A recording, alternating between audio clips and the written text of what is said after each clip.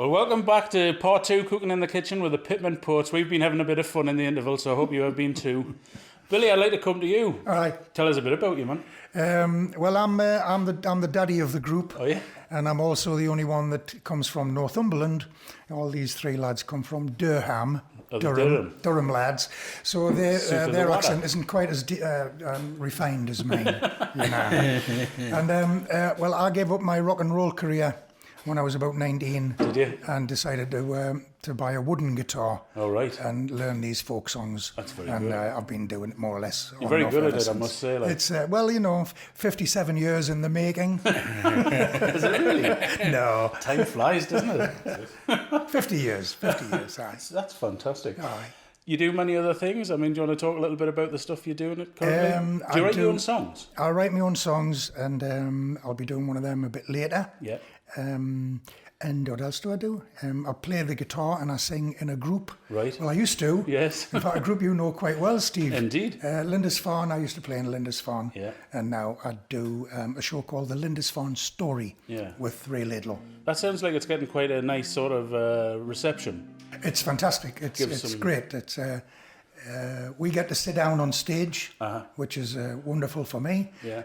And at the end of the show, the audience stands up and applauds, which is really good. Those of them who still can. Really, you know. That's brilliant. Man. Yeah. And it's a quick get out as well, isn't it? It's a very quick get out and straight home for a cup of cocoa. Excellent. So do you keep these lads right when they're on tour? Make sure they get early beds and things? Absolutely, yeah. I buy them all their bubble gum and everything. You know, their fantastic. sweeties. And if they're very, very good, they get sweeties before bed. Oh, brilliant. Yeah. So how do you cope with that then, Jez? How do I cope? Oh, well, I'm the driver, really. That's my job. You're the sensible one. Well, try to keep them together, like, yeah. But, with the same story as all the others. You've really. all sort of connected together over the years. I guess you've bonded, appreciated each other musically and come together in this fine group. Yeah. Can we hear another song? Absolutely. It's one of Jez's. Is it? Oh, brilliant. Because what I've done, I've gone more into the writing as the years have gone on, you know. Can I just talk about that just briefly? Because I know a lot of people who like tune in or watch the videos are keen about songwriting. And I'd love to know how you go about it. Well, it's very much based in the tradition, you know, which I think it's important just to give you a bit of grounding. Otherwise, you flail around not knowing what to write about. And so very much influenced by the folk tradition of the Northeast. But hopefully not looking back all the time, not sort of just dwelling on the past. So for you, the words come first and then music? Always different, really. I keep in that frame of mind all the time, you know, to come up with stuff. But so, for example, with this song, it's actually called the Pitman Poets because the rest of the show is mainly the old songs that we've been talking about. But I just had this idea that I could come up with something. I came up with a bit of a chorus, I think, that you'll hear, you know, that we all sing. And then I wrote a verse for each of us, 4 verses for each of us to sing on the live show. And luckily the lads were keen enough on it to sing along, which is a thrill for me, like for them to do it. Well, that's excellent. Well, I'd love to hear it, so let's have a little listen to it.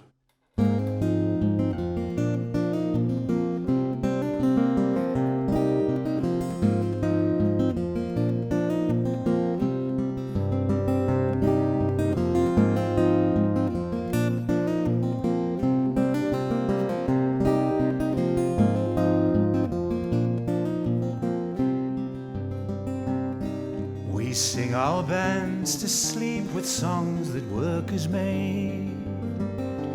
Thrill them with black dust bogeymen when day is done. But these ghosts and mighty giants are no fairy tales, but men that walked amongst us once, but now they're gone. These things I know, for the Pitman poets told me so. These things I know, for the Pitman poets told me so.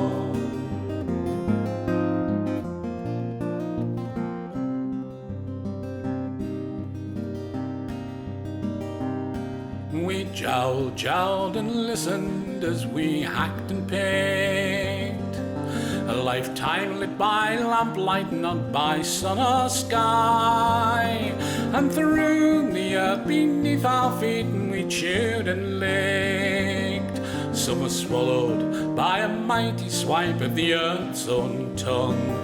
These things I know, for the Pitman poets told me so.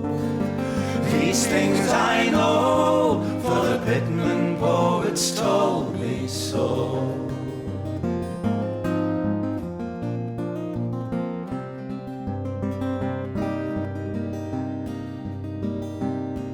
And the women watched and waited, ever strong and bold. They loved and laughed, despite so many mouths to feed, and cursed the fat cat masters and the lies they told, as they sacrificed good men to the gods of gain and greed. These things I know, for the Pitman poets told me so. These things I know, for the Pitman poets told me so.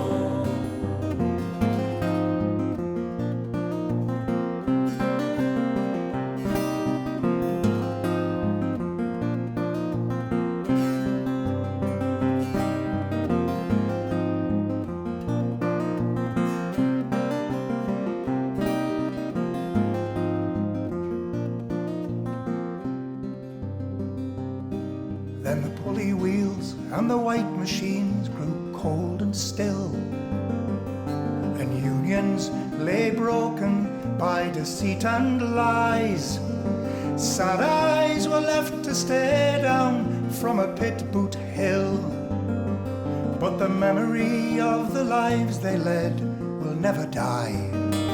These things I know, for the Pitman poets told me so. These things I know, for the Pitman poets told me so. These things I know, for the Pitman poets told me so. These things I know, for the Pitman poets told me so.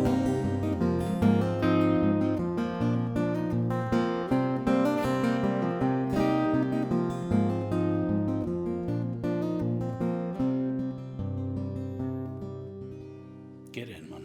Brilliant. I love that. What a beautiful melody that is. Yeah. Nice one. Brilliant. You know what to say from now on. Anyway, you brought that song up into the future. Are you guys moved into the future yet with social media? Are you Twitters? Do you tweet? One crackers no one Twitters. He's got more tweets than a cage full of canaries in. Do you find that the best way? I've never really, well, I'm on it, right? But I really struggle with it, and I think it's just keeping up to date with it and knowing how much to put on. Not, I know I'm not sure, but it's something you got to do, haven't you? Yeah, I think a lot of people seem to, you know, that's how they generate their business nowadays, isn't it? Yeah. Or having a changeover then.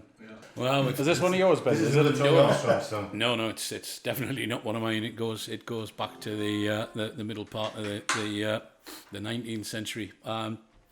Tommy Armstrong was a fantastic writer. I mean, he, as Bob said, he wrote all sorts of songs about the pits and pit villages and disasters and strikes and all that sort of stuff. But the song he's probably best remembered for is this one. It's called War Nanny's a Mazer.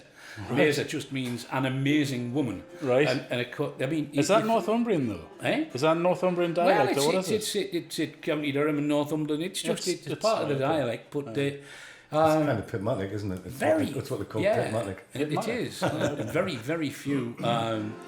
Very few songs would have the woman coming out on top in those days. You know, this is just about basically it's about a train journey that never happened because they missed the train and go to the pub to wait for the next one. Well, the next train never comes. You know, and she shows him just how well she can handle a beer. You know, sounds a bit like Cushy Butterfield or something. Shall we? Yeah. How are they?